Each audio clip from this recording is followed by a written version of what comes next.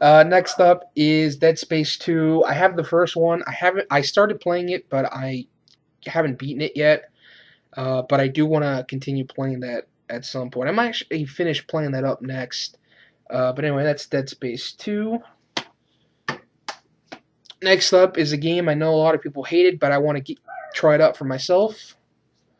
Duke Nukem Forever. This game got really horrible reviews, but I want to play it for myself. And this was cheap. This was like $2 at GameStop, and they were doing a deal. Yeah, it was like 4 for 20 on in a bargain bin. And next up is Batman Arkham Asylum Game of the Year Edition. This I got off of Amazon, and I beat this one recently. This is a lot of fun. This is fucking Batman here. This is how you do Batman. The fighting mechanics in this are awesome. This is just a really, really fun game. Although I will say the final battle between Batman and the Joker is kind of a letdown. It's pretty easy. The boss you face before the Joker is Poison Ivy, and she was a lot harder to fucking beat. But yeah, this is just awesome, Batman Arkham Asylum. Granted, it does get a bit repetitive, and you do a lot of the same things over and over again, but still, I mean, it was just awesome playing as Batman. And definitely want to pick up Arkham City and Arkham Origins as well. So that's Arkham Asylum. Next up is Rage. This is made by id Software, the same people that made the Doom games. I've heard mixed things about this. I've heard some people say it was really good. Some people say that it was crap. But again, I want to try it out for myself. And again, this was part of the deal that I think it was 4 for 20, or I think it was if you buy 4, you get 1 free. But either way, this was not that expensive. That's Rage. Next up, Call of Duty Modern Warfare 2. I do like Call of Duty, although I do think it's incredibly overrated and they make too many of them. I still like to play. I thought the first Modern Warfare game was alright. I don't have it anymore. I traded it in because I don't know if I would ever play the campaign again. And the multiplayer, there's really no point in playing the multiplayer. You might as well just play the newer games for the multiplayer. But yeah, it's Call of Duty Modern Warfare 2. I mean, these are still fun. These are fun if you just want to play something. Like, these can be beaten in like a day. If you just want to play something for like a day, for a couple hours, and just have fun, I don't mind Call of Duty 2. And I will say that the multiplayer is fun on that. And last PS3 game is Vanquish, which is a third-person shooter, which was done by Shinji Mikami, who I believe is behind the Resident Evil games. This is one of the games he did outside of Resident Evil. Again, I've heard mixed things about this one, but I'd like to check it out for myself. That's Vanquish. And the last 2 games I got are for the 360. I got Quake 4, which comes with a DVD that actually has the making of Quake 4, and it also includes Quake 2. Quake 2, so you get 2 games, and this was pretty cheap as well. So again, I've heard kind of okay things about Quake 4, but I liked Doom 3. It was made by the same people. And yeah, looking forward to playing this one, Quake 4. And the last 360 game I got was Perfect Dark Zero Limited Edition, which comes in a steelbook. And this also has a bonus disc, a bonus DVD, which I believe has the making of the game. This is just really cool. I like that. It's the back. And this was cheap, too. This isn't a very popular game. I know a lot of people hate it, but I'm willing to give it a shot. So that's Perfect Dark Zero. And I never got a chance to play the first one on the N64. So, and lastly, I guess I'll talk about some comic books. This is going to be a long video, but fuck it. Let me talk about the single issues first. Recently, I discovered that they were doing this, and I decided to pick these up, and that is the X-Files Season 10. They're actually continuing the show in comic book form, and this is issue 1, issue 2, and issue 3. I've read all 3 of these. This is really good. I really enjoyed this. I thought this was definitely an improvement over I Want to Believe. I mean, I like this. I thought it definitely feels like an X-Files series. This story arc that they're doing right now with these beings called the Believers, and certain characters that you thought were dead actually come back. And I'm digging it, man. I'm digging it so far. So if you're a fan of the X-Files, definitely check this out, because I thought this was pretty good. And definitely looking forward to picking up issue 4 next month. I'm gonna put that here. Next up, I got Superman. I've been picking up Superman Unchained, so I got issue 1, issue 2, issue 3. I've only read the first 2 issues, but so far it's pretty good. I gotta just read issue 3 of Superman Unchained. And next up, I got the first 4 issues of The Phantom Stranger, the New 52. So that's number 1, number 2, number 3. Sorry about the glare, guys. And number 4 of The Phantom Stranger. I read the first issue. It's pretty interesting. I have to read the rest, though, because I'm not really sure where this is going, where the story's going. And in an update I did a while ago, I showed off Judge Dredd Year 1, Issue 1. Well, I finally picked up Issue 2. These are really cool covers, too. Issue 3. And Issue 4, which is the last issue in the series. So that's Judge Dredd Year 1. And now the paperbacks and graphic novels. Batman, Whatever Happened to the Caped Crusader. Written by Neil Gaiman, who did the Sandman series, which I still haven't read the first volume of that. But I will. But this is supposed to be really good.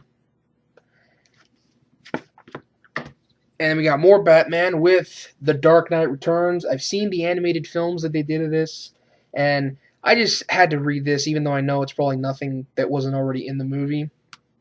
But, if you're a Batman fan and you like comics, I mean, you gotta have The Dark Knight Returns. So I picked this up from my local comic book shop.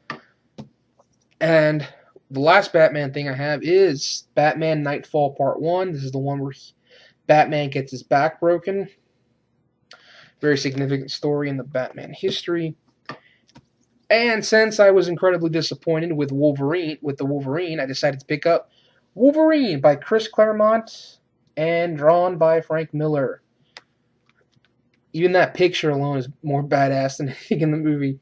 And look at this right here on that cover. He's fucking up a bunch of people. It's not bloody, but he's still fucking them up. And, and I know that this was the Wolverine was loosely based on this.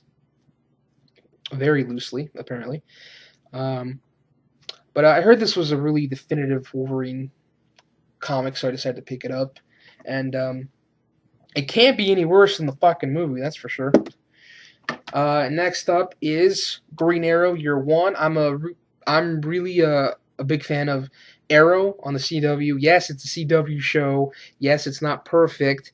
But overall, I like Arrow. I like the way they reinterpreted Green Arrow. I'm looking forward to Season 2, which is actually going to introduce The Flash.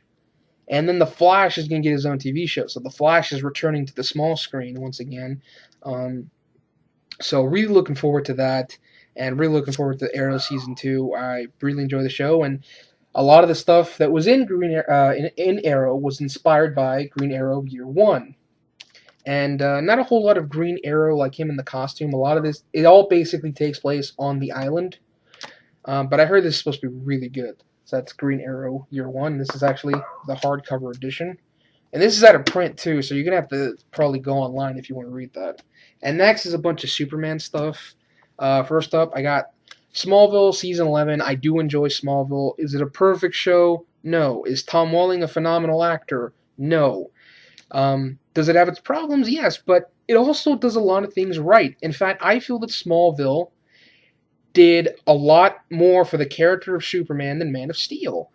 I actually, John Schneider, who was Jonathan Kent on Smallville, I thought was really good. He's my favorite live-action Jonathan Kent. Michael Rosenbaum, who played Lex Luthor, is my favorite live-action Lex Luthor.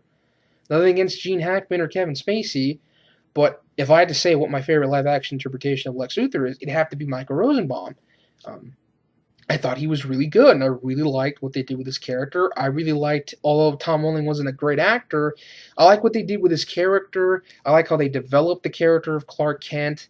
I thought his relationship with Lois Lane on this show worked better than in Man of Steel. I thought honestly, Erica Durance was a lot better than Amy Adams, but that's just because I thought she had better material to work with, believe it or not.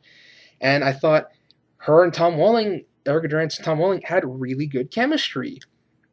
Lois Lane on Smallville had that attitude, that just screamed Lois Lane.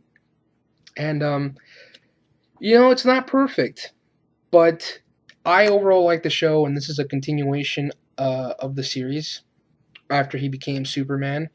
And that's Smallville season 11. Haven't read it yet, but looking forward to it. I heard it's supposed to be really good. Next up is Kingdom Come. This is a Justice League story, but it's centered around Superman. And this is supposed to be really good. This was written by Mark Waid. And I actually have another thing written by him here, and the artwork by Alex Ross is kind of like that. It's supposed to be, it's more photorealistic. It's like paintings, basically. And it's really, really beautiful artwork on this, and this is supposed to be a really great Justice League story.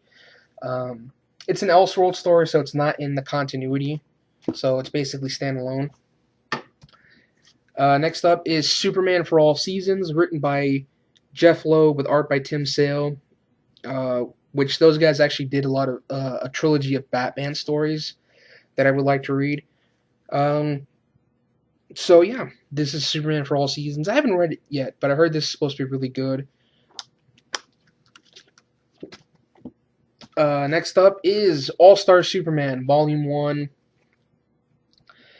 by Grant Morrison. This was really good. I kind of feel this is a bit overrated because it's good, but not a lot of stuff happens. It is basically just a series of standalone stories that are connected with an ongoing story arc, and that is that Superman is dying. Lex Luthor has found a way to kill Superman, and he's got basically 12 months left to live, and that's basically what the story is about. And it's got a lot of good reviews, and overall, I liked it. I want to read Volume 2 to see where this. I already know how it ends because I saw the movie, and the movie is a very weak adaptation. It's a 12-issue storyline, but they had to condense that down for an hour and 20-minute movie, so there's just no way that we're going to get everything.